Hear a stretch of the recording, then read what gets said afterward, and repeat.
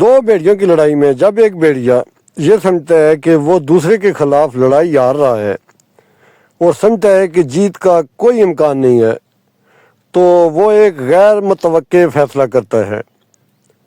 وہ خود کو پرامن طریقے سے اپنے حریف کو اس طرح پیش کرتا ہے جیسے کہہ رہا ہو میں ہار گیا ہوں، چلو اسے ختم کرتے ہیں۔ لیکن اسی لمحے کچھ حیران کن ہوتا ہے، اور ایسا شاید ہی کسی اور جاندار مخلوق میں ہوتا ہو۔ فاتح بیڑیا آخری ضرب لگانے کے بجائے وہیں رک جاتا ہے۔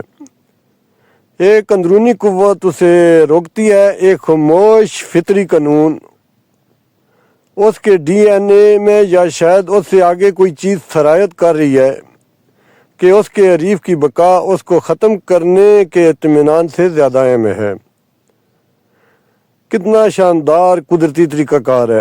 ہتھیار ڈالنے والے میں کوئی بزدلی نہیں، رکنے والے میں کوئی تفاخر نہیں، صرف ایک کامل توازن، کوئی فاتح یا ہارنے والا نہیں۔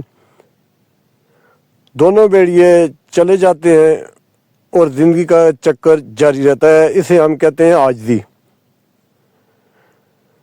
جو اللہ تعالیٰ کو بہت پسند ہے۔